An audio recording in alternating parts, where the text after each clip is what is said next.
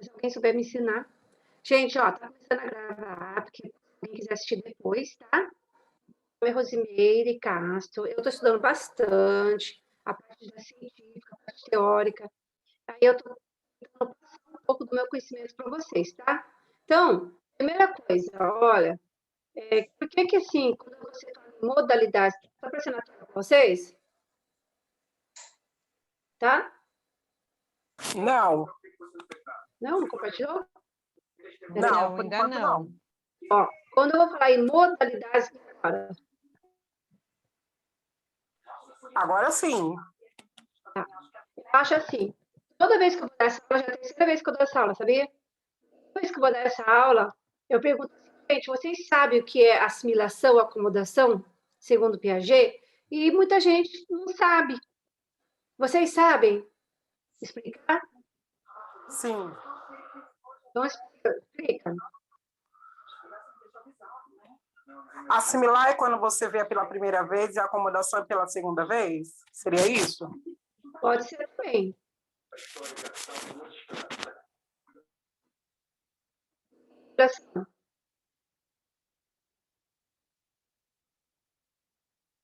Explicar? Professora, sua voz está falhando, não O sei se áudio é está comigo. falhando. O áudio está Comigo falhando. também. E aqui na Comigo lateral, a lateral onde está o nome das alunas, está cobrindo o slide. Aqui? Saiu? Tem duas ferramentas aqui que eu tenho que ficar mudando de lugar, você acredita? Você consegue movimentar esse Para quadradinho mim, que só tá o o som nome. que está pipocando, mas a imagem está boa. Nossa, não sei se isso aqui é. Agora eu não vou achar meu fone de ouvido. Será que vai melhorar? Porque eu não sei onde coloquei meu fone. Eu tenho que comprar um monte, gente, porque eu vivo perdendo, sabe? Eu perco direto. Ó, melhorou? Vê aqui se fizer no chat aqui. Som falhando, cobre parte da imagem. O que está cobrindo parte da imagem? Cobrindo? Gente, É possível movimentar esse quadradinho onde estão os nomes das alunas. Você pode escolher ficar só com o quadradinho da professora e você pode movimentar para que não atrapalhe. eu coloquei só o quadradinho da professora. Não, não é a senhora não, professora, são as alunas. A gente consegue movimentar esse quadradinho para a gente tirar de onde está escrito, para não atrapalhar a leitura. Ah, eu não sei. Vamos começar se não dá tempo, tá? Porque o Zoom, as pessoas podem entrar no automático. Tá? Então, eu vou falar um pouco sobre as modalidades de aprendizagem, mas primeiro eu vou entrar um pouquinho falando do Piaget. O que Piaget tem a ver com as modalidades de aprendizagem? Né? Muita coisa. Porque a Alicia Fernandes e a Sara Parrin, elas pegaram os conceitos de Piaget e elas que deram os nomes das modalidades de aprendizagem pegando as teorias de Piaget, entendeu? Então, só que antes de entrarmos na teoria piagetiana, para vocês entenderem um pouquinho, assim, na teoria de Piaget, vocês precisam entender o que é assimilação, acomodação e equilibração, para vocês entenderem as modalidades de aprendizagem. Deu para entender isso? Por que eu estou voltando com vocês um pouquinho?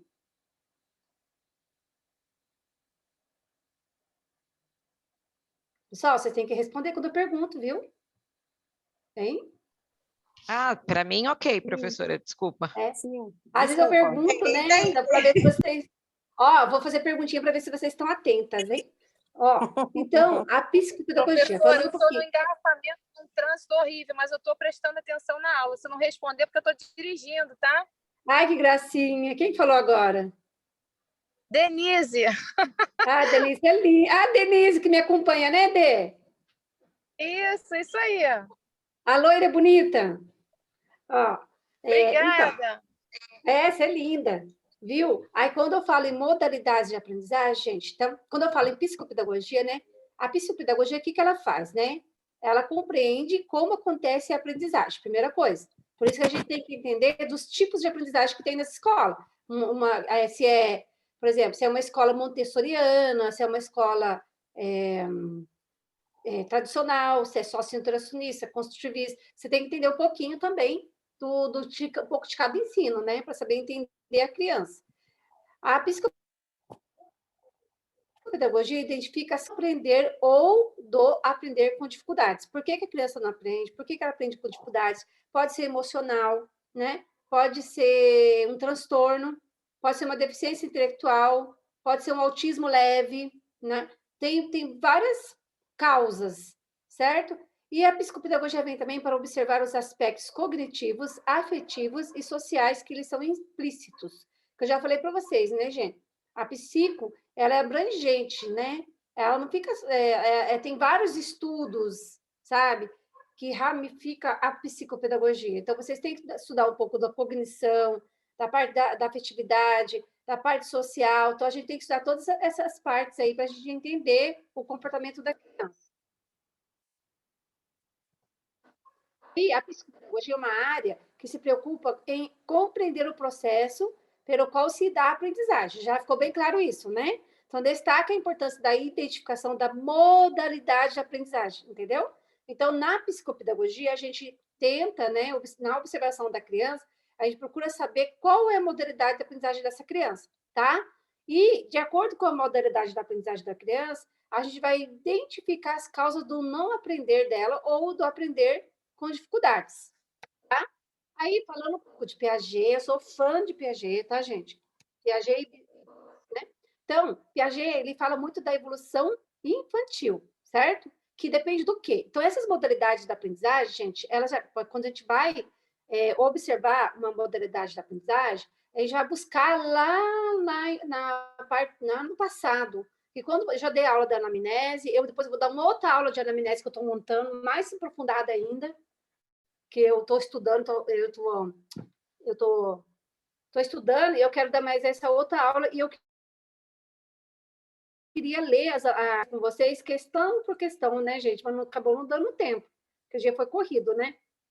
E aí, o que acontece? Então, quando a gente vai observar uma modalidade de aprendizagem da criança, a gente busca lá da educação dela. Quando você conversa com a mãe, com o pai, com a família, né? Eu li no livro essa semana, que agora não lembro qual que depois eu vejo, que a psicopedagoga, sabe o que ela faz, gente? Ela faz o desenho da casa.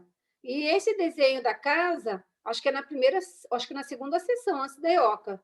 E aí ela chama a mãe, chama toda a família, tá?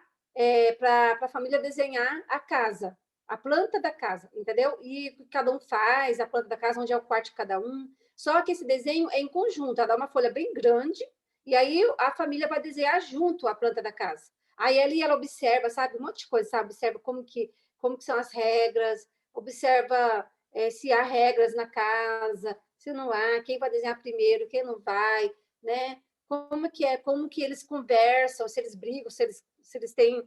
E a psicopedagoga fica só na observação, sabe? Então, esse porque a psicopedagogia ela é psicanalítica.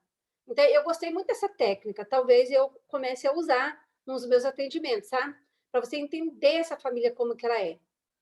Então, as modalidades de aprendizagem, a gente já começa a observar a família, como que essa criança é na família, como ela é inserida na família, como ela é tratada na família. Então, começa onde? Desde lá da infância, tá? Que depende de fatores, características individuais da criança, cada criança tem suas características individuais, né?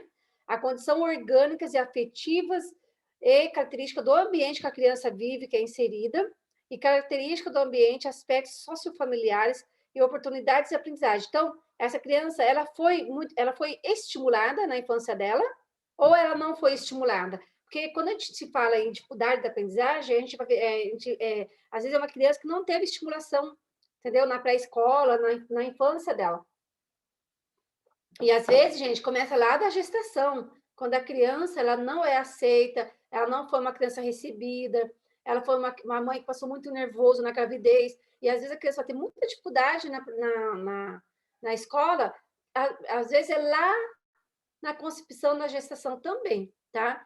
Então, essa evolução infantil, ela depende muito do desenvolvimento global da criança. E esse desenvolvimento global, ele tem a ver com o quê? Com cognitivo, com o linguístico e com o emocional, tá? Será determinado pelo processo de interação desses fatores, aonde acontece essa evolução infantil em relação às modalidades de aprendizagem da criança também, tá?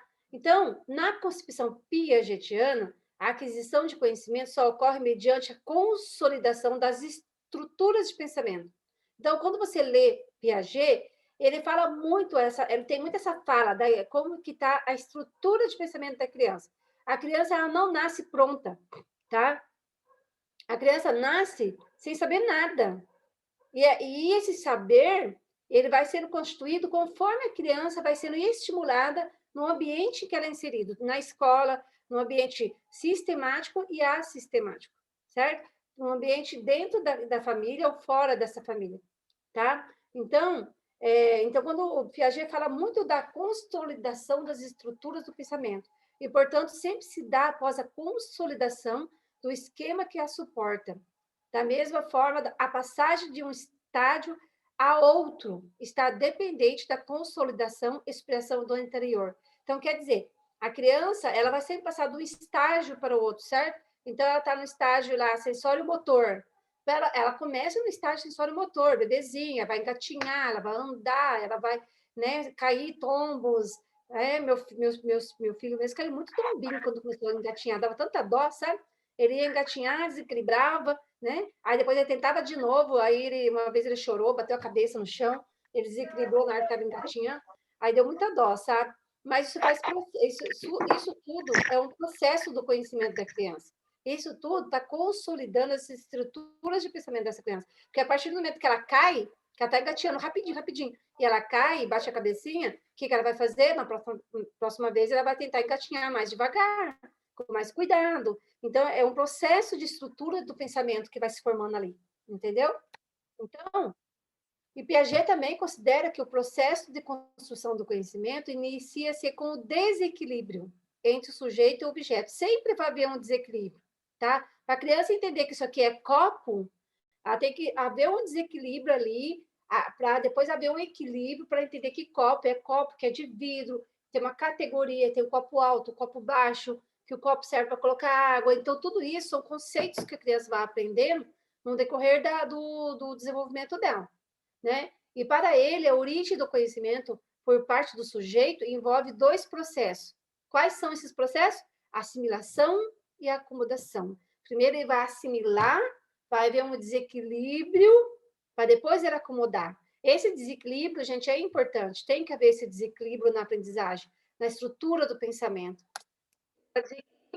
Acomodar depois, entende? Então, a assimilação é tomada como capacidade do sujeito incorporar um novo objeto ou ideia de um esquema. Então, toda vez que ela assimila algo, ela está conhecendo um novo objeto, certo? Está indo para as estruturas mentais dela, que aí tem a ver com a neurociência, né? Ou seja, as estruturas já construídas ou já consolidadas pela criança, certo? Então, a criança vai construindo essa estrutura. Ela vai construindo as categorias, né? Quais são os animais terrestres, os animais que voam, os animais que rastejam, por exemplo.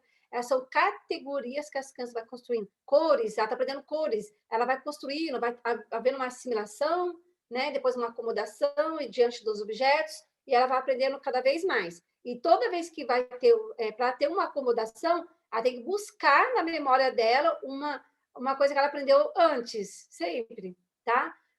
Então, a assimilação é tomada pela capacidade do sujeito incorporar um novo objeto, tá? A um novo esquema.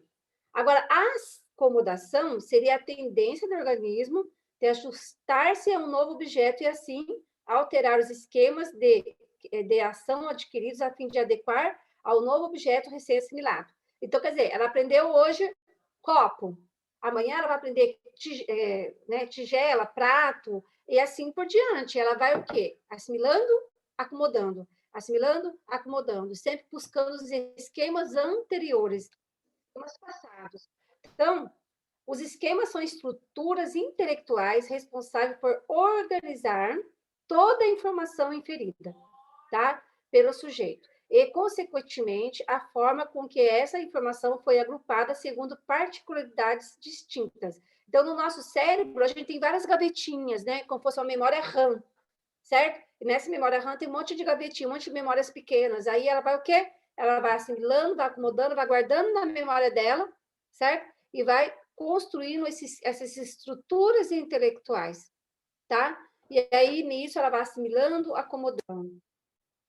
Então, o esquema é a condição da primeira ação, ou seja, da troca do organismo com o meio. Sendo assim, eles influenciam todo o processo de desenvolvimento, que acontece através do equilíbrio entre a assimilação e a acomodação, resultando no quê? Na adaptação. Então, sempre vai haver o quê? Um desequilíbrio para ela aprender. Olha, gente, é muito interessante. Se você ler mais artigos científicos, certo? E começar a estudar mais, você vai entendendo mais o que é esse processo de assimilação, acomodação e equilibração, certo? Então, eu vou antecipando para vocês. Quando a criança não tem dificuldade de aprendizagem nenhuma, ela sempre vai estar equilibrada. A balança dela vai estar equilibrada. Ela vai assimilar, acomodar e equilibrar, certo? Ela não vai ser nem hiper assimilativa, acomodativa, entendeu? Ela vai estar, tem o equilíbrio. Então, a assimilação e a acomodação atuam de modo como o sujeito aprende. Sempre, gente, tá? Porque por isso que Piaget é muito importante nos nossos estudos, você entendeu? Porque ele descobriu, através dos estudos com os filhos, né? Ele começou estudando os próprios filhos, e ele, olha para você ver, ele que deu o nome de assimilar, acomodar, né? A partir do momento que eu aprendo que computador é computador, nome computador é computador, eu assimilei e acomodei, entendeu? Então, ele foi observando que os filhos primeiro assimilavam, havia um desequilíbrio, depois acomodavam. Aí, quando ele perguntava de novo, a criança já sabia o nome do objeto. Porque o quê? Porque já aprendeu, foi para a memória de longo prazo. Essa aprendizagem foi para onde? Para o córtex frontal, né? Então, a assimilação e a acomodação atuam de modo como o sujeito aprende, e com isso pode ser sintomatizado, tendo assim característica de um excesso ou escassez de um desses movimentos, afetando o resultado final. Na abordagem Piaget, o sujeito está em constante equilibração. Quando eu falo assim, gente, características de um excesso, né, ou escassez, eu estou falando já das modalidades de aprendizagem. Foi que a Sara Paim e a Alicia Fernandes pegaram. Né? Quando eu falo excesso, é hiperassimilativo. Escasso, hipoassimilativa, né? Hiper e hipoassimilativo. Então, eu tenho que estar vendo, né? Aí você vai ver toda essa parte. O esquema de assimilação é o processo cognitivo desenvolvido através da interação do sujeito, tá? Com o meio. Vocês pegaram bem essa aí? Vamos debater? Tá, gente? Conversando agora um pouquinho. Vocês entenderam o que é assimilação? Maravilhosa a sua pesquisa, professora. Estou adorando. Então vai, entendi. repete para mim. Aqui, mas você podia voltar um pouquinho naquele negócio de hiper? Podia voltar aquela parte do hipo e hiper? Isso. Ah, não, eu vou estar ensinando o que é hipo e hiper ainda. Você espera? Eu queria entender um pouquinho mais. Não, mas eu vou passar tudo explicado. Tá. Espera um pouquinho. Então tá bom. Vou passar tudo explicado. Primeiro, vocês têm que entender o que é assimilação, acomodação e equilibração de Piaget. Tá. O que vocês entenderam de assimilação? Desde lá quando o bebê nasce. O que vocês entenderam? O que é assimilar? É a forma que ele recebe a informação do meio. E a acomodação seria a forma como ele vai colocar isso dentro dele. É como se fosse a construção mesmo do conhecimento, do mais simples para o mais complexo. Isso, é uma escada. Eu penso assim, que a assimilação, a acomodação, ela é uma escadinha, sabe? Vamos supor, vou falar uma coisa. A criança nasce inserida no meio social. Aí vai depender dos pais, de onde ela convive para ser estimulada. Porque senão, se o bebê ficar no berço, no cercadinho, entendeu? E nem tiver ninguém brincando com ela, se a mãe não comprar brinquedinhos, eu acho muito importante brinquedos na infância, comprar mesmo esses brinquedos móveis, sabe, no bercinho, brinquedinho que fala, brinquedinho que monta, que encaixa. A criança tem que ter esses brinquedos, gente, porque são brinquedos que vai estimular essa criança. A mãe que conversa muito com essa criança, já vai ensinando a falar de maneira correta, né? Tem mãe que já a criança fala errado, ela acha bonitinho e deixa a criança falar errado, né? Acho super errado isso também. Então, essa assimilação, ela vem por onde? Através dos órgãos sensoriais, entendeu? Através do tato, do olhar, do ouvido, do ouvir, do falar. As crianças vão prestar atenção em tudo isso, entende? Então, ela vai construindo esse conhecimento através de assimilar e acomodar e equilibrar. Aí tem um desequilíbrio para um novo aprendimento, aí ela vai equilibrar, entendeu? Então, nele, o sujeito interpreta, filtra, incorpora novas informações, podendo essa ser de origem conceitual, motor ou sensorial, a sua natureza de esquemas cognitivos pré-existentes. Então, Piaget define a assimilação como a etapa marcada pela inserção de novos eventos em esquemas já existentes, certo? Ele vai assimilar uma coisa que ele já aprendeu, e depois vai acomodar, e aí, quando ele acomoda, ele guarda na memória. Tá? Agora, vamos ver a acomodação. Nessa etapa, novos esquemas mentais são criados, ou ainda, esquemas pré-existentes. Deu para entender que sempre tem que ter um esquema pré-existente para a criança assimilar e acomodar e equilibrar? Sempre vai ter alguma coisa pré-existente. Então, a criança começa a falar papá, né? Por exemplo. Aí, com o tempo, ela vai falar papai, que ela vai lembrar de papá, depois ela vai falar papai. Então, assim, ela vai lembrando, sabe? De coisas pré-existentes para construir um novo conhecimento. Então, o cognitivo sofre o quê? Alterações na tentativa de reorganizar novas informações, que entram em conflito com um conhecimento pré-existente. Deu para entender que essa assimilação, acomodação, por isso que tem a desequilibração, porque é um conflito de algo pré-existente? Dessa forma, diante de um evento novo, a criança tem suas estruturas alteradas para assimilar. Então, sempre vai ter uma desorganização da estrutura para ele ter um novo conhecimento. Então, gente, ó, para você ver, né? Eu vou falar da gente, né? A gente entra na pré-escola, aprende a escrever, aprende a ler, né? Aprende a fazer continha. Só que para eu chegar na faculdade, se eu não tivesse esses pré-requisitos, se eu não tivesse assimilado, acomodado, equilibrado toda essa aprendizagem desde a minha infância, eu ia conseguir fazer uma faculdade? Não ia. Não ia chegar na faculdade jamais. Porque a gente vai passando de um ano para o outro na escola, por quê? Porque a gente vai assimilando e acomodando, e equilibrando. Assimilando, acomodando e equilibrando. E desequilibrando também, porque você tem que desequilibrar para um conhecimento novo. Então, aí tem um exemplo aqui, tá? Então, acomodação. Pense uma criança jovem que acabou de aprender a palavra carro, para identificar o carro da família. A criança pode chamar todos os veículos que se movem nas ruas de carro, inclusive motocicleta, caminhão. O que aconteceu? Ela assimilou esse objeto, né, a seu sistema existente. Ela só assimilou que o carro, para ela, tudo é carro, sabe? Não importa o que é moto, bicicleta, ônibus, sabe, caminhão, para ela é tudo carro. Quando ela acomoda, ela já sabe que carro é uma categoria, caminhão é outra, motocicleta é outra, bicicleta é outra, entendeu? Mas a criança aprende cedo que as motocicletas e caminhões não são carros, e faz uma sintonia fina na categoria para excluir as motocicletas e caminhões, acomodando o esquema. Deu para entender? Como que acontece a assimilação e acomodação? Primeiro, ela assimila tudo num conjunto só, uma coisa só. Por exemplo, cachorro, né? Ela viu lá cachorrinho, sabe que cachorro é um cachorrinho.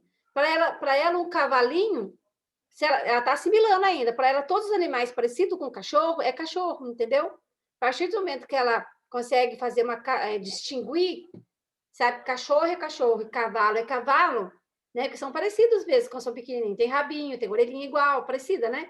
Aí o que acontece? Aí ela vai categorizar, aí ela vai acomodar. Tanto a assimilação quanto a acomodação acarretam mudança nas estruturas cognitivas no desenvolvimento. Então, sempre vai acarretar uma mudança de estrutura, uma nova aprendizagem.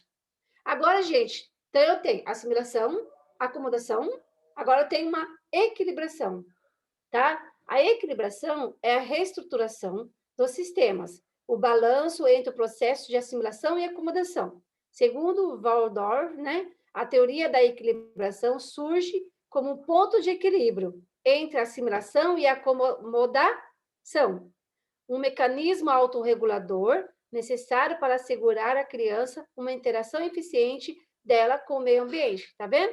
Você tem que assimilar, acomodar e equilibrar.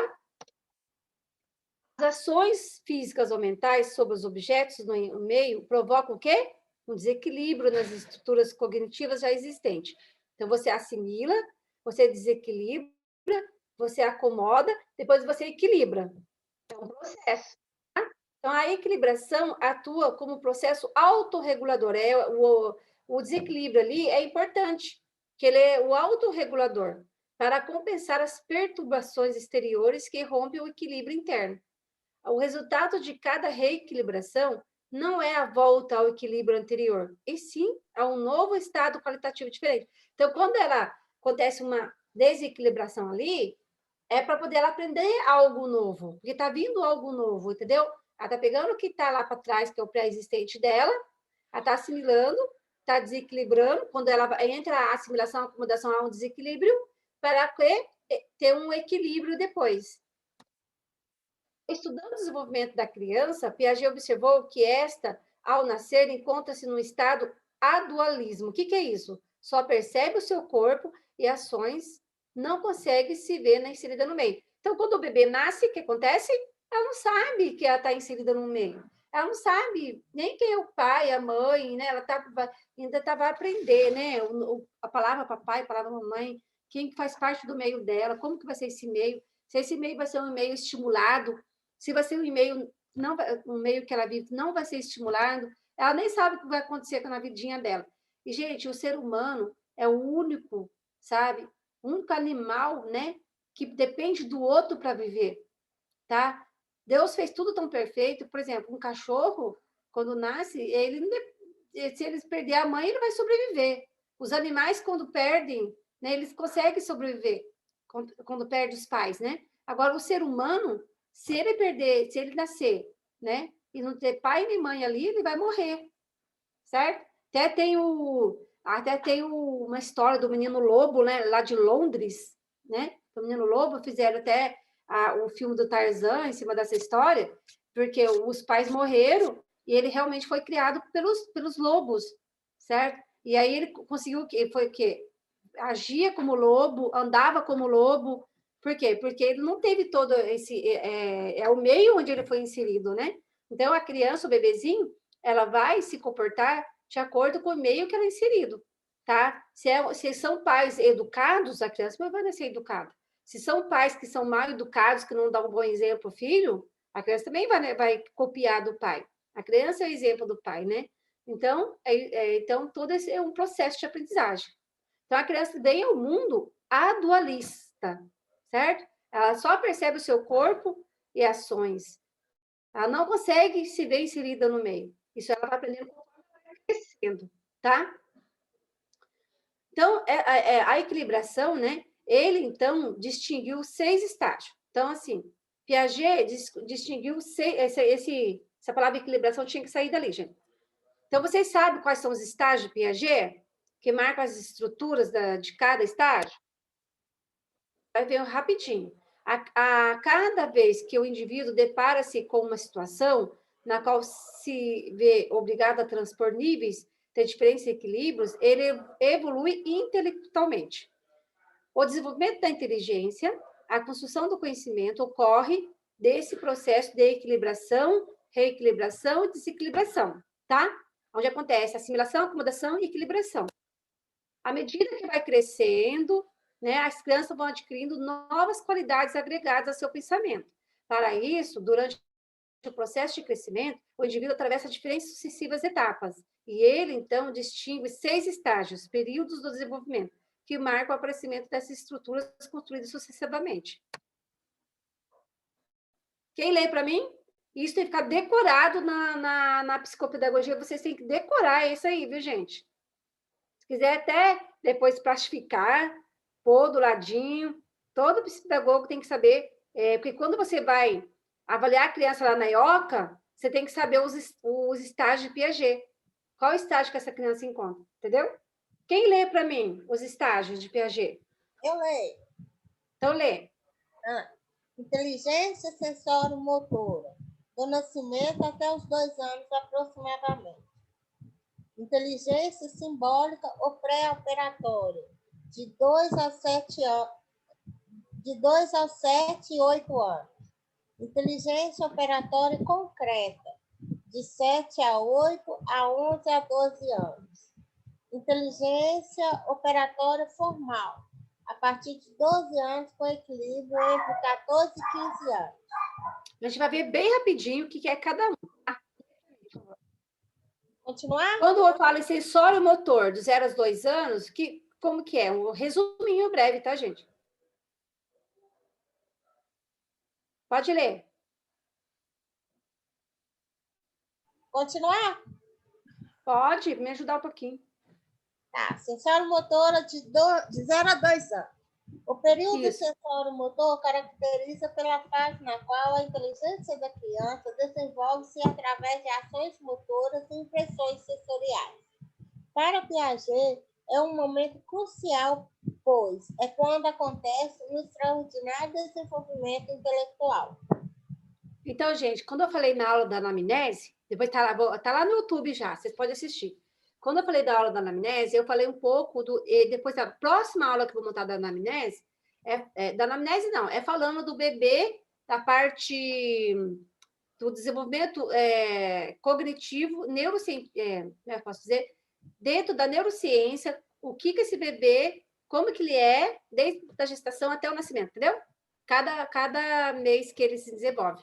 O que acontece no cérebro do bebê. Aí eu vou preparar essa aula, tá? Aí, então, quando eu falei lá na anamnese, né, que a importância a parte mais importante da vida da criança é dos 2 aos 7 anos. Por quê? Onde tem um boom de neurônios. E tem muito neurônios para serem estimulados, entendeu? Se esses neurônios não forem estimulados, eles vão morrendo. Só que vão nascer novos neurônios. Só que nessa fase é onde tem muito neurônios. E o que acontece? É onde tem as ligações sinápticas. Eu falo a sinapse, é mais ou menos isso, ó. Quando você põe um punho com o outro, tá vendo assim? Aí a sinapse ela não é ligada uma na outra, ela é um pouquinho distante. E aí onde tem o quê? As fendas sinápticas, onde tem onde acontece o quê? Uma transmissão de uma sinapse para outra, onde acontece o quê? Onde a criança acontece a aprendizagem intelectual da criança. Então, nesse período de 2 a 7 anos, é o período que a criança tem mais ser estimulada, porque tem um extraordinário desenvolvimento intelectual. A criança consegue até falar inglês se ela for estimulada para falar inglês, entendeu?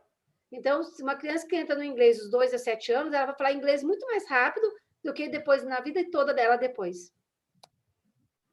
Operatório, 2 a 7 anos. Pode ler. Igualmente conhecido como estágio objetivo simbólico. Esse período caracteriza pela preparação e organização das operações concretas, tendo uma estrutura pré-operatória. Goulart, 2011. Diferentemente do período anterior, já existe aqui uma representação ou simbolização, a exteriorização da linguagem. Sim, porque quando a criança... uma criança de 2 anos, gente, já tem que falar pelo menos, se eu não me engano, 200 palavras. Uma criança de 2 anos, tá? Então, tem um gráfico de quantas palavras a criança tem que falar em cada ano dela, certo? Então, uma criança de 2 anos que fala ali 10 palavrinhas, alguma coisa está errada, entendeu? Então, a gente que é psicopedagogo tem que observar tudo isso, sabe?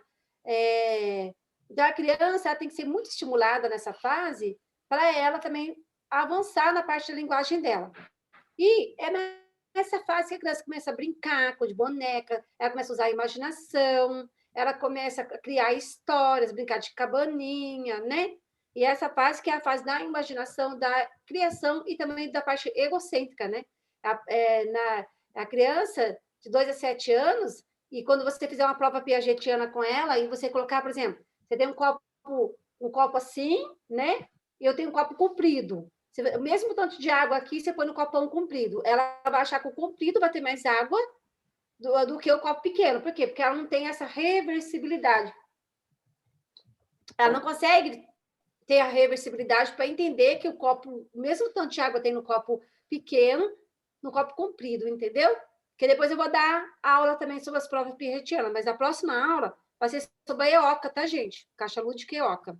Eu estou indo com vocês realmente desde a primeira, é como se fosse ter uma pós-graduação. Minha aula, acho que é melhor que uma pós-graduação, viu? Porque estou pegando desde o comecinho com vocês. Estágio pré-operatório, né? Continuando ali, a criança faz distinção entre o significado e imagem mental, tá? E o significado objeto representado. Entretanto, seu pensamento ainda não dá conta de categorias lógicas. Rosa pertence à categoria flores, carro do meu pai, e apresenta ausência de reversibilidade. Lembra que eu falei? Tá? Ela não consegue entender ainda, entendeu? A tendência é que a criança consiga atingir o período concreto lá pelos seus 7 anos. Com 7 anos, a criança já consegue entender, muita criança já consegue entender que se eu colocar água, mesmo tanto de água no copo, ela vai saber que é o mesmo tanto de água, depende do formato do copo, tá?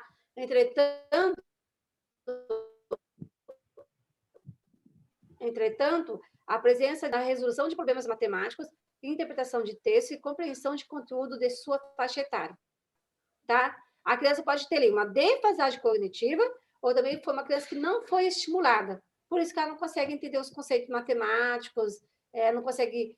Ai, gente, na clínica está chegando tanta gente, tanta criança com esses problemas, sabe? Criança no 5º ano, 6º ano, não sabe ler, não sabe matemática, não sabe escrever, escreve tudo errado. Gente, dá dó, viu? Agora, o estágio das operações concretas, tá? E aí, quem lê para mim? Dos 7 a 11 anos. Estágio das operações concretas, de 7 a 11, 12 anos. Nesse período, o pensamento da criança torna-se reversível e conservadora.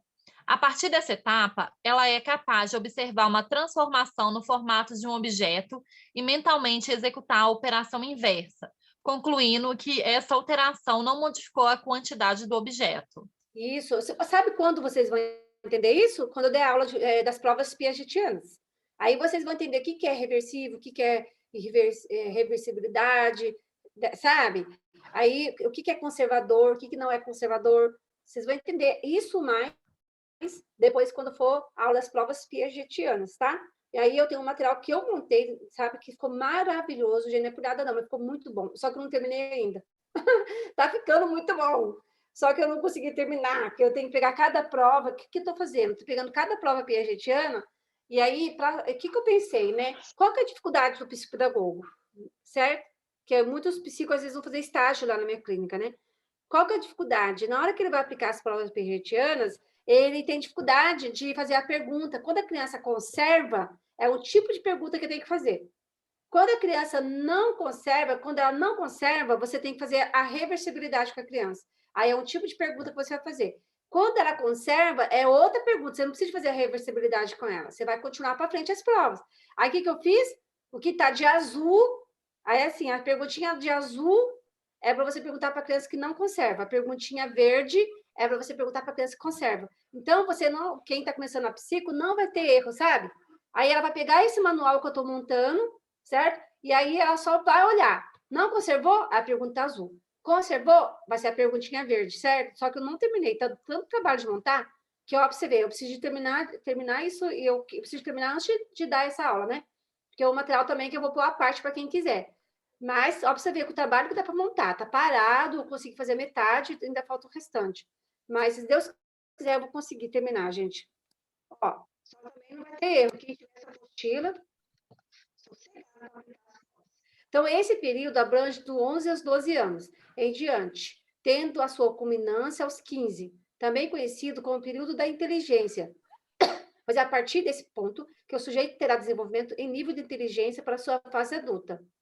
O que define esse estágio é o pensamento formal, hipotético, dedutivo, certo? Então, nas provas piagetianas, a criança dessa idade já tem que ter esse pensamento formal. Ela tem que entender que se eu pegar uma massinha, eu faço 2 bolinhas de massinhas, né? Uma eu deixo comprida, e eu deixo uma bolinha, e a outra eu deixo comprida. E a criança tem que entender que tem a mesma quantidade de massa. Só que muita criança vai falar que a comprida tem mais massa. A salsicha tem mais massa. Se ela, com uma criança com 12 anos, falar que a salsicha tem mais massa, ela não está tendo reversibilidade. Ou ela não foi estimulada, ou ela tem um desenvolvimento cognitivo ali, certo? Professora, a senhora terá que mudar depois seus slides? Tem usado muito a palavra estádio. Ai, gente, eu copiei, né? Copiei do livro, o livro está estádio. Aí eu achei que o livro estava certo. Mas eu arrumo, tá bom? Aí, eu vou arrumar já, então. Porque eu copiei do livro assim, no livro estava assim, entendeu? Peraí.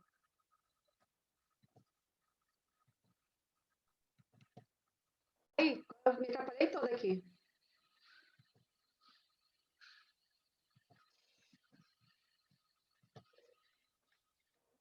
Sim. Agora para achar, né? Onde tem mais?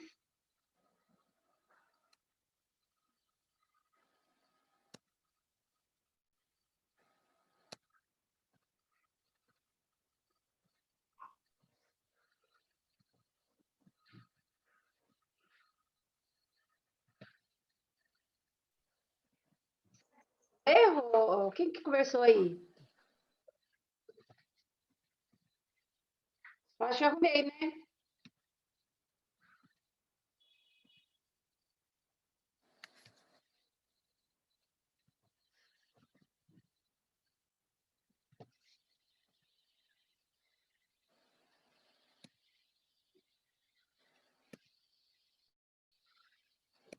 Vamos continuar, se tiver, a gente vai arrumar.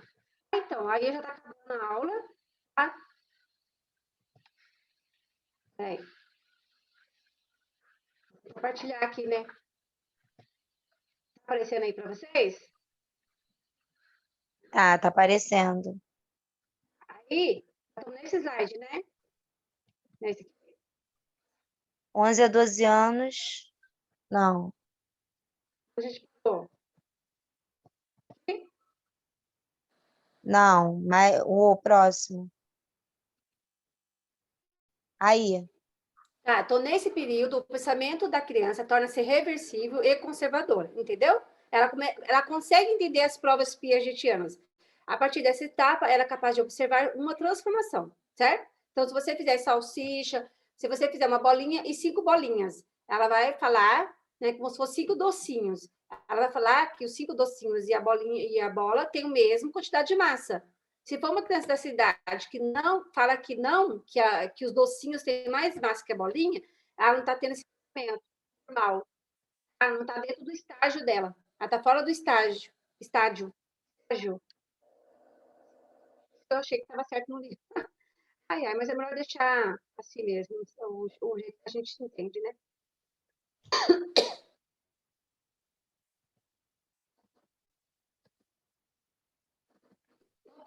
Esse período abrange dos 11 aos 12 anos em diante, tendo a sua culminância, tá?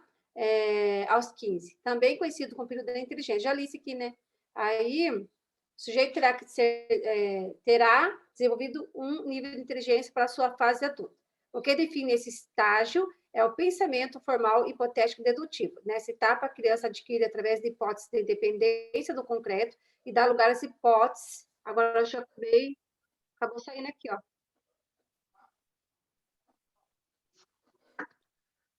E forma esquemas conceituais abstratos e realiza operações formais. E a próxima aula, tá? Então, vamos falar agora sobre as modalidades de aprendizagem. Tá bom, pessoal? Eu posso sair daqui, né?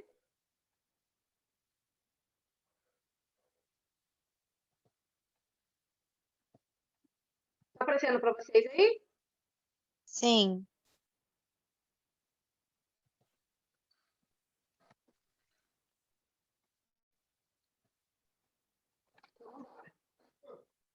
Das modalidades. Então, o diagnóstico operatório. Quando a gente pega uma criança na clínica, né? A gente, na EOCA, a gente já vai descobrir a modalidade de aprendizagem da criança. Vocês sabiam disso? Ou não? Não entendi, repete, professora. Quando você vai fazer a EOCA, entrevista operativa centrada na aprendizagem, você já descobre ali a modalidade de aprendizagem dessa criança. Vocês sabiam disso? Não. Também não sabia, não. Você está estudando psico ainda ou não? Eu iniciei agora. Tá, então é por isso. É porque você está iniciando a psico, certo? Então, você vai Certo. ficar bem mais à frente que as suas amigas lá da escola, hein? Tá? Então, que a próxima aula eu vou falar sobre a EOCA. Aí você vai entender um pouco mais por que que eu estou dando essa aula de modalidade de aprendizagem, tá bom?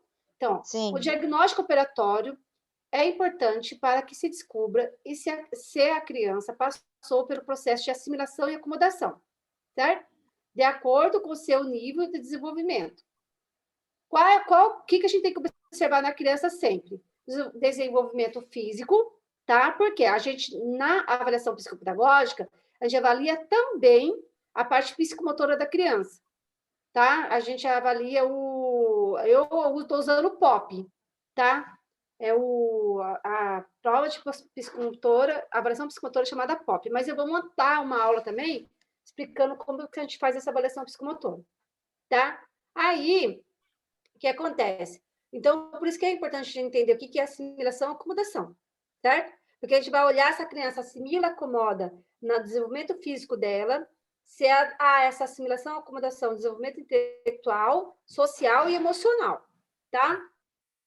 Desde a hora que ela senta ali na cadeira, você já tem que começar a observar essa criança, tá?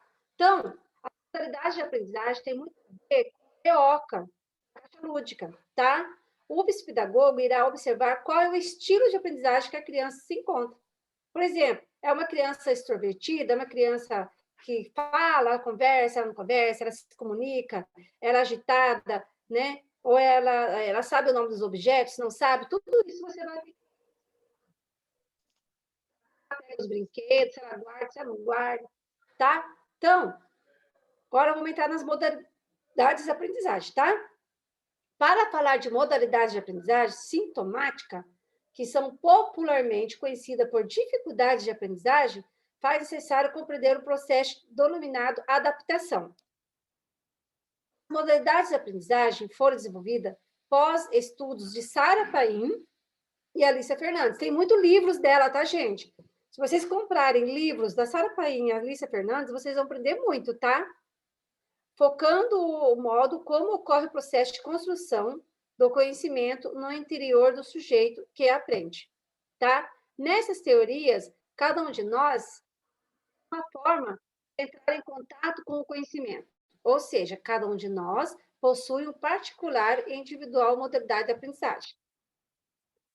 O conceito de modalidade de aprendizagem é uma das pedras angulares da teoria psicopedagógica clínica, por permitir descrever e compreender a forma pessoal com que cada sujeito acerca-se e relaciona-se ao objeto do conhecimento, tá? O psicopedagogo entender os conceitos de modalidade de aprendizagem. As modalidades de aprendizagem, elas vão aqui, você vai observar o que na criança? Como que é esse comportamento dela? É um comportamento espontâneo? É um comportamento não espontâneo? Certo? É um comportamento manifestos? Como que são os comportamentos manifestos no aprendente? No processo do seu aprender. Então, vocês têm que observar o comportamento da criança para você conseguir entender a modalidade da aprendizagem da criança. Então, nós vamos falar agora de hipoassimilação, certo? É uma das modalidades de aprendizagem. Tá? Ai, passou aqui. A reflexão que emerge disso... Está passando automático aqui, já. Hipoassimilação. A reflexão que emerge disto é como aprendo, para que aprendo e o que farei com isso. Isto é a modalidade de aprendizagem, tá? Supõe uma tentativa de organizar em etapas conscientes, inconscientes e pré-conscientes, e por ferramentas simbólicas e cognitivas o ato de aprender. Então, você vai ter que procurar observar como que está o ato de aprender dessa criança. Então, sempre fazer essa pergunta, né? Como essa criança aprende? Para que ela aprende? E o que farei com isso? A criança tem que pensar nisso. A modalidade de aprendizagem supõe uma tentativa de organizar em etapas conscientes, inconscientes e pré-conscientes e por ferramentas simbólicas. Tá? Bom, né, gente? Eu vou arrumar aqui. Peraí. A gente nem vê, né? Que a gente faz. Que a gente faz alguma slide. Então, o importante no diagnóstico psicopedagógico é a tentativa de captar a forma individual de aprender e produzir de determinado aprendente. Então, você tem que ser observadora. Você tem que observar como é que é a forma de aprender dessa criança, tá?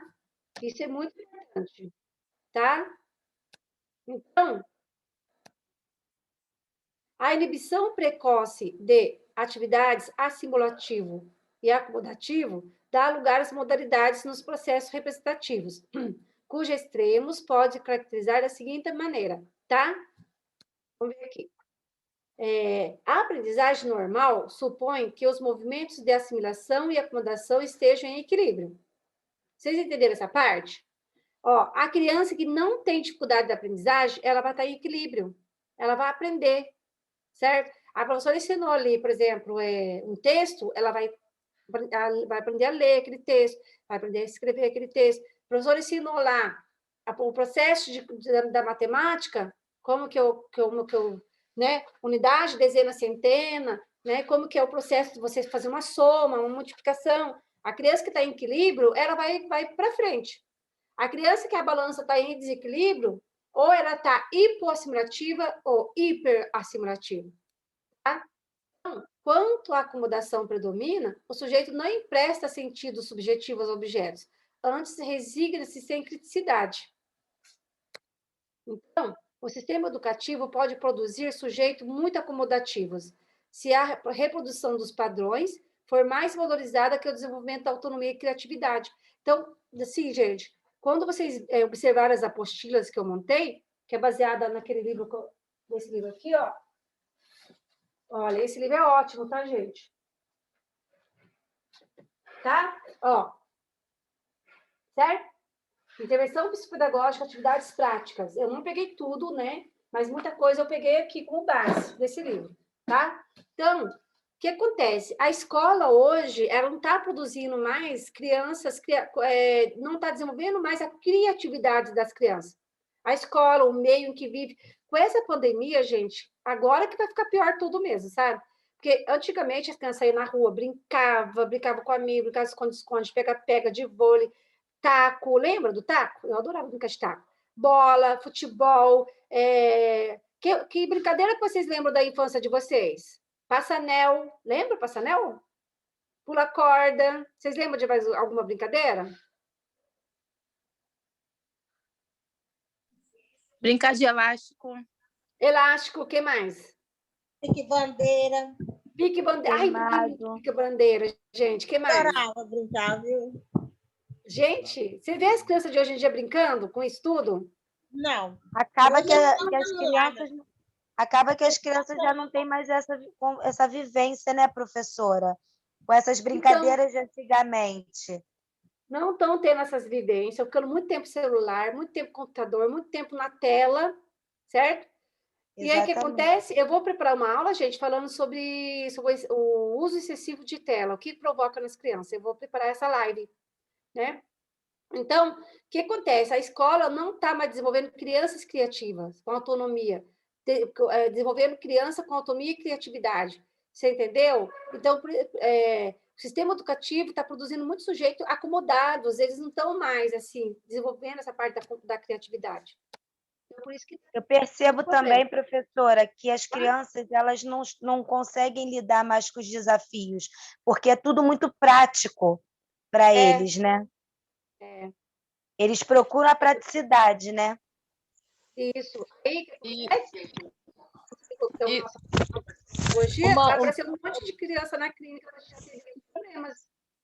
Uma outra questão também é o estilo, né, do ensino. Então, o ensino tradicional tem perdido essa criatividade, mas se a gente for olhar nos modelos, né, de escolas montessoriana, Waldorf, eles estimulam mais essa criatividade, só que fica assim, muito elitizado, né, fica muito restrito. Com a pandemia agora, todos foram prejudicados, mas mesmo assim eles ainda tentam nessas atividades, né?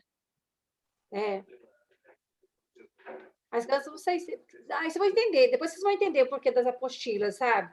Ó, um sujeito que apresente uma sintomatização na modalidade hiperacomodativa ou hipoassimilativa pode não ser visto como tendo problemas de aprendizagem, pois consegue produzir os modelos com precisão. Então, a pessoa vai ver esse sujeito, certo?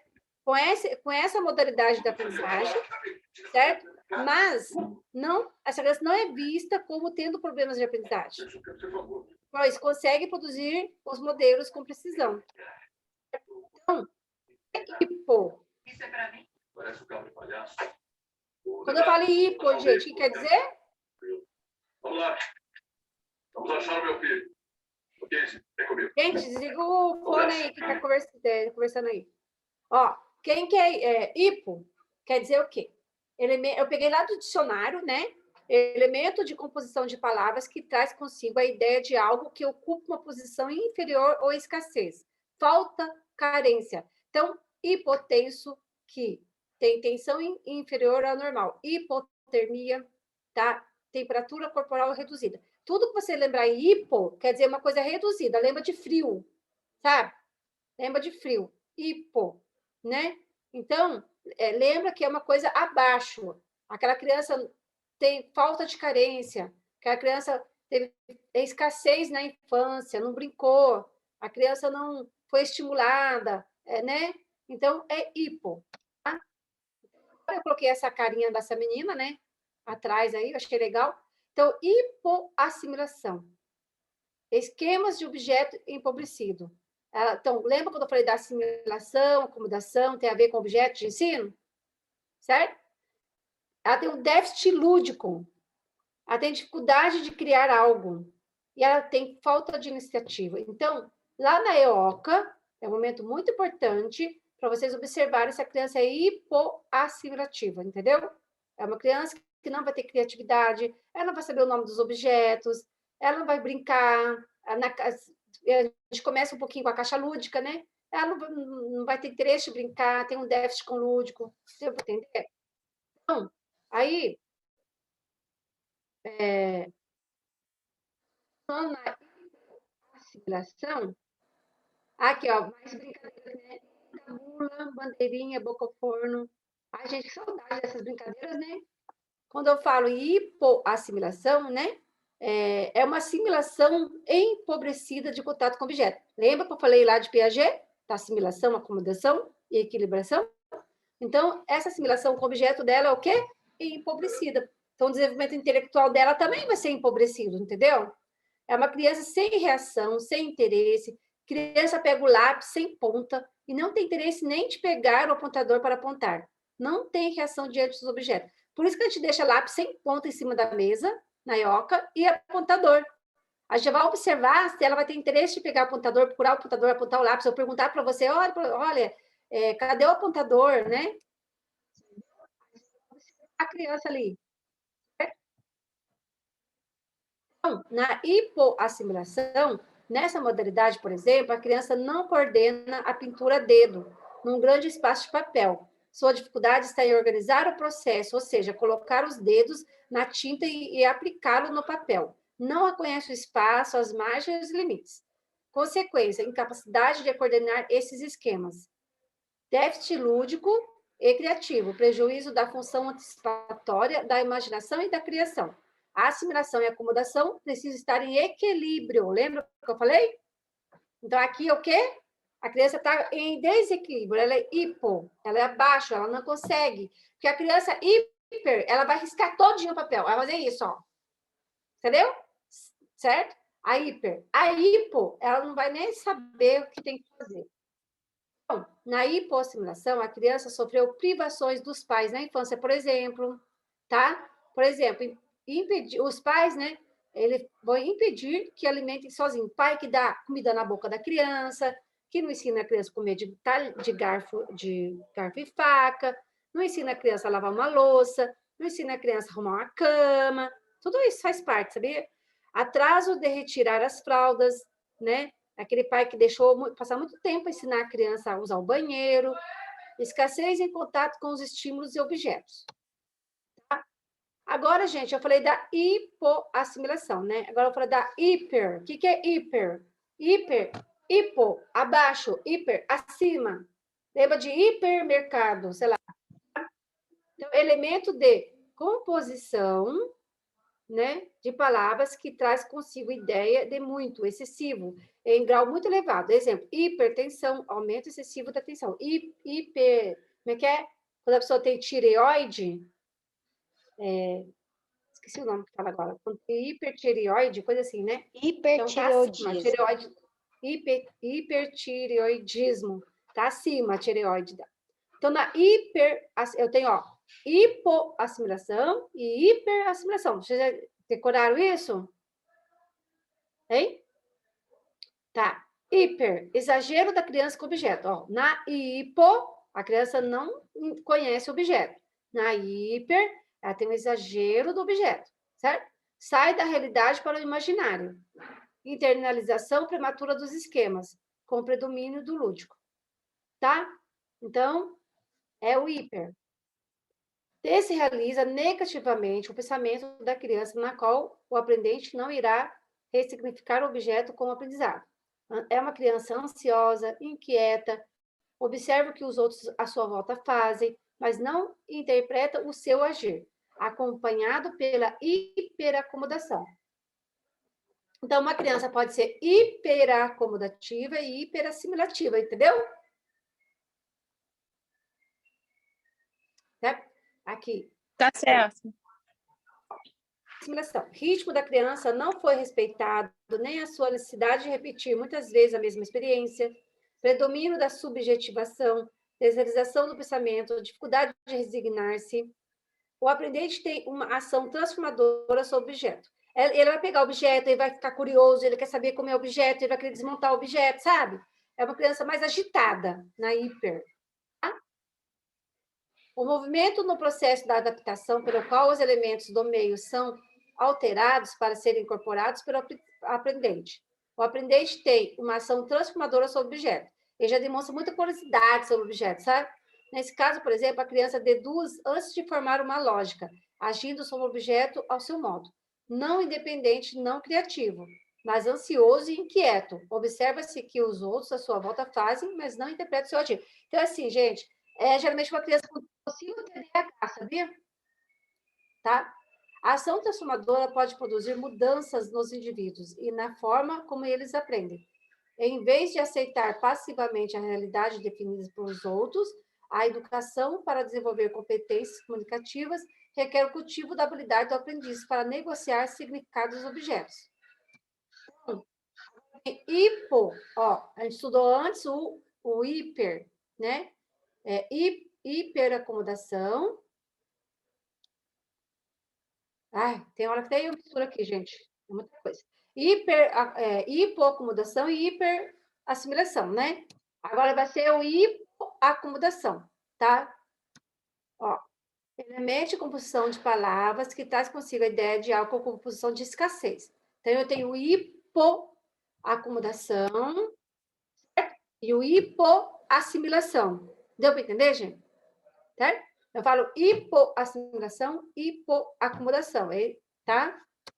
Ó, o hipo quer dizer escassez, o hiper quer dizer que está além. Hipoacomodação, reduzido o contato com o objeto, déficit da representação simbólica e não obediência à necessidade da repetição. Dificuldade em internalizar os objetos, que aparece quando o ritmo da criança não foi respeitado também. Tá? Na hipoacomodação, necessidade de repetir muitas vezes a mesma experiência. Por sua vez, atrasa a imitação adiada e, portanto, a internalização das imagens. Pode aparecer problemas na aquisição de linguagem, quando os estímulos são confusos e fugazes. A hipoacomodação, exemplo, a criança tem sede, mas não precisa pedir água, porque com um simples apontar do dedo, o adulto já interpretou seu pedido e deu água. Olha que erro que os pais cometem, sabia?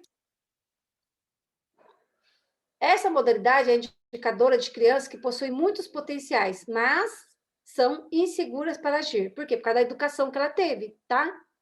Na escola, não tem iniciativa, se lhe der a mão, não é preciso, pode atender a um comando, do contrário, fica passiva, esperando que alguém faça por ela. Então, tem hipoacomodação, certo? E hipoassimilação. Então, essas duas categorias podem andar juntas, aquela criança que está abaixo. Tá? Sendo a assimilação o movimento do processo de adaptação pelo qual os elementos do meio são alterados para serem incorporados no sujeito, lembra lá da assimilação que eu expliquei de Piaget? Numa aprendizagem sintomatizada, pode ocorrer uma exacerbação desse movimento, de modo que o aprendiz não resigna-se ao aprender. Há o predomínio dos aspectos individuais sobre os objetos. Agora vem hiper. Hiper está acima. Nós estudamos hipo, não é? Para hiper. Aquele sujeito que é excessivo, tá? Então, hiperacomodação. Superestimação da imitação. A criança pode cumprir as instruções atuais, mas não dispõe de suas expectativas nem de sua experiência prévia, com facilidade. Falta de iniciativa, obediência cega às normas, adulto pensa e age por ela, não lhe dando permissão para optar, escolher, definir, concluir, enfim, pensar. Na hiperassimilação, a criança não teve a oportunidade de tomar decisões, de trabalhar sua autonomia, muito obediente, pouco criativo. A criança é robotizada e passa a ser um clone do adulto, pois veste, calça, se alimenta, fala, etc., conforme o adulto. Na hiperacomodação, a criança apresenta dificuldade de estabelecer vínculos emocionais e cognitivos. Normalmente, permanece na mesma atividade. Pode ser confundido com um ser preguiçoso, tá, gente? Explora muitos objetos como se eles fossem machucados. Ela tem bastante cuidado com objetos, sabe? Como a criança está se desenvolvendo com o objeto, o aprendente conseguiu brincar com os objetos da caixa, teve concentração em realizar as atividades, conseguiu concluir o que começou, são perguntas que você precisa de fazer na hora que você observar a criança na ioca, tá? Na hiperacomodação, a submissão aos objetos, conduta hiperacomodativa, ela pode ser uma criança com possível TDAH, uma possível deficiência intelectual, uma possível conduta de timidez ou um possível mutismo seletivo. Tudo isso você pode estar diagnóstico.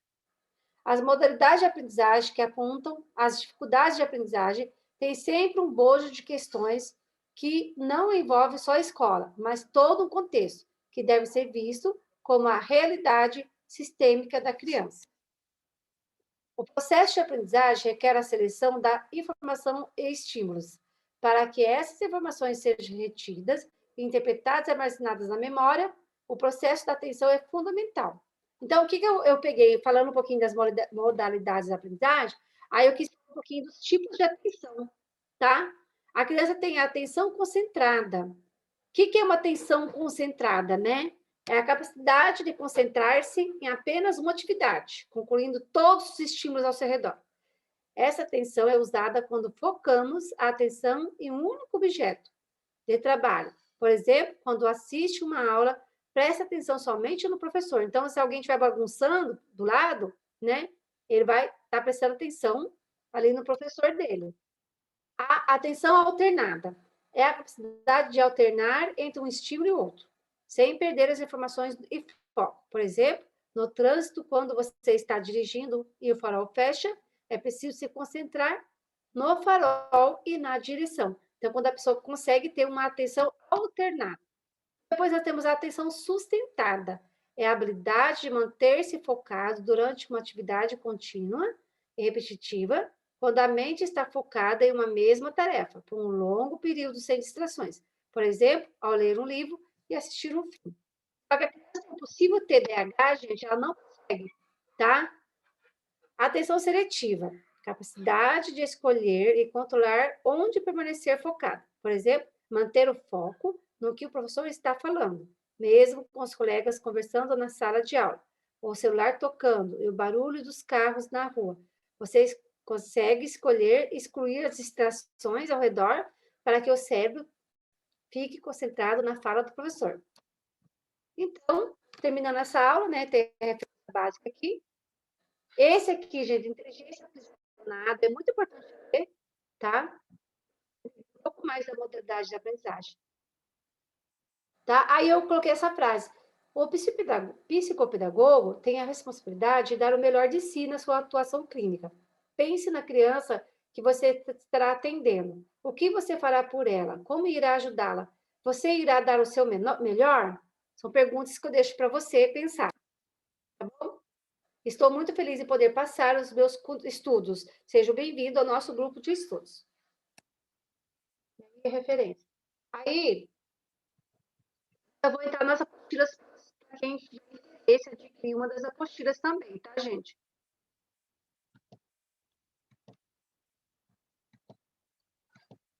Ai, não tô conseguindo voltar aqui. Peraí, stop. Alguém tem alguma dúvida sobre as modalidades da aprendizagem?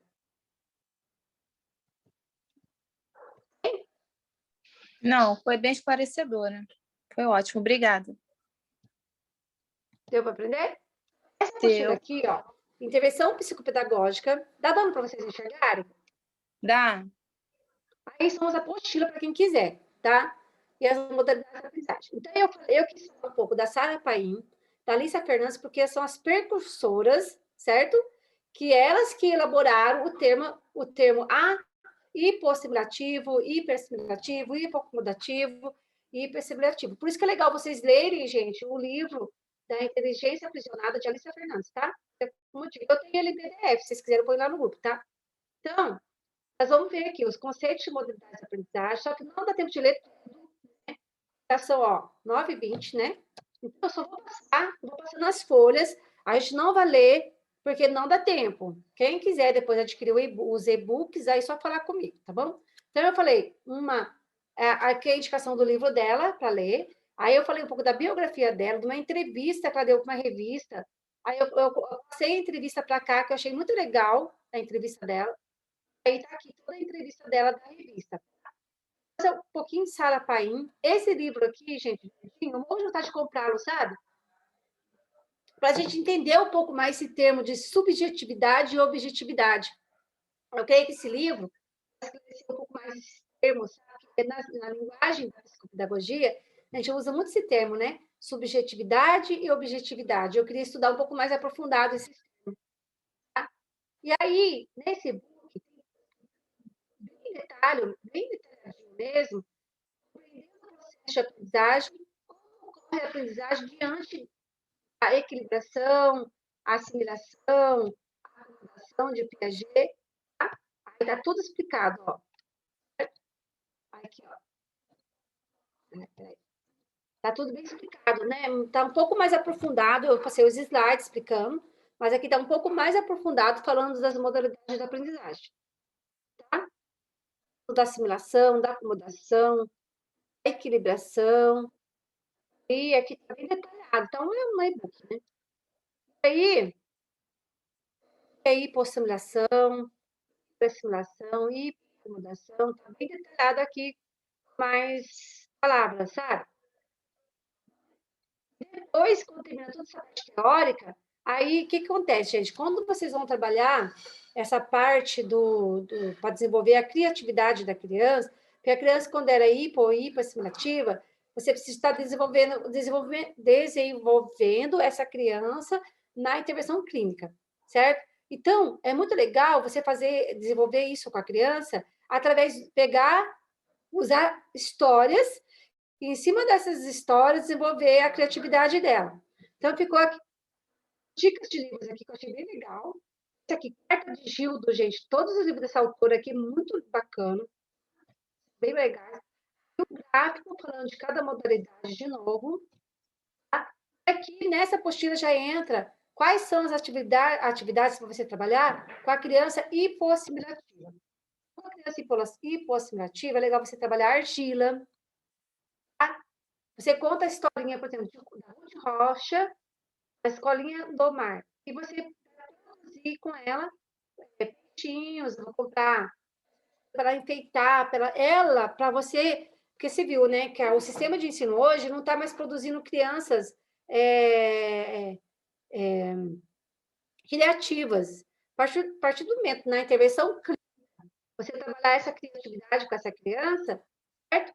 E você vai desenvolver a criatividade dela, trabalhando com a criança, certo? Precisa trabalhar com as mãos, trabalhar com a criatividade, montar certas coisinhas dela para essa criatividade. Aí eu coloquei aqui vários modelos de coisas que você pode trabalhar com essa criança relacionado com argila.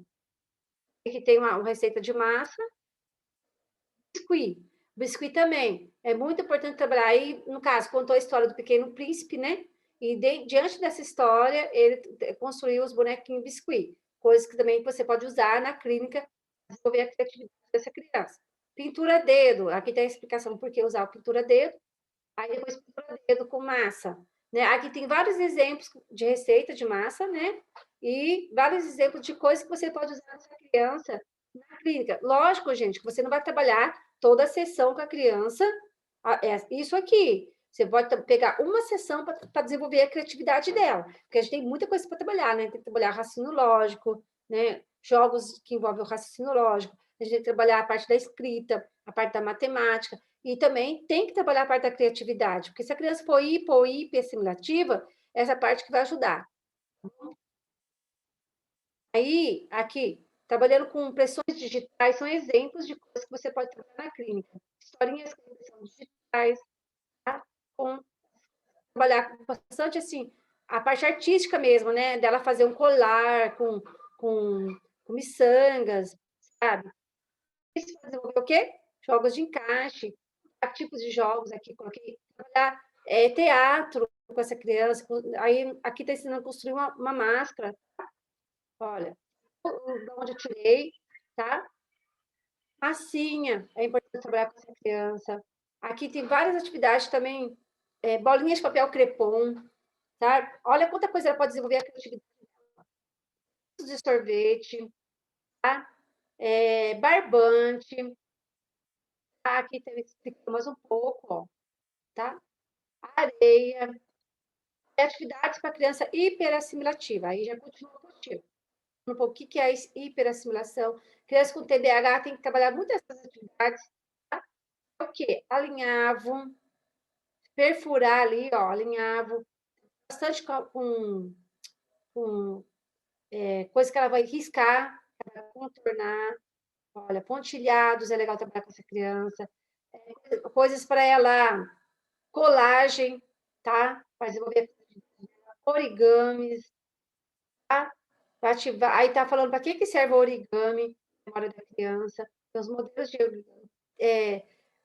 como é que chama isso aqui? Ela vai fazer essa parte também de costurar, né? E aqui, ó, essa atividade também vai desenvolver bastante a criatividade da criança, simetria e hipoacomodativa. Quais são as atividades? Aqui falando de teoria, né? Trabalhar bastante o esquema corporal com essa criança, construindo bonecos, tá, ó. Tá? Aí tem todo o palitinho, trabalhar também simetria, a caixa surpresa, hiperacomodativa. Eu morro de vontade de estudar, gente, esse Sandley, tá? Porque é o jogo da areia. Comprei vários livros para botar uma aula só sobre isso, mas ainda não deu tempo, mas é muito bacana, viu? Que se aprofunda nesse aqui, tá? Trabalhar histórias com a criança. E aqui é um e-book, né? Vou mostrar o outro.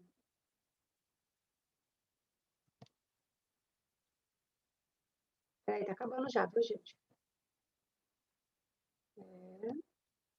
Aqui, ó, o outro e-book. Criança, né? Ó, crianças hipoassimilativas e hipoacomodativas, né? O que é legal trabalhar? Acho que envolve a colagem, tá? A criança pode estar colando aqui, bastante atividade para a criança fazer colagem. Pontilhados é importante para essa criança, para desenvolver. O inibitório dela, né, gente? Vai desenvolver a parte de controle inibitório, tá?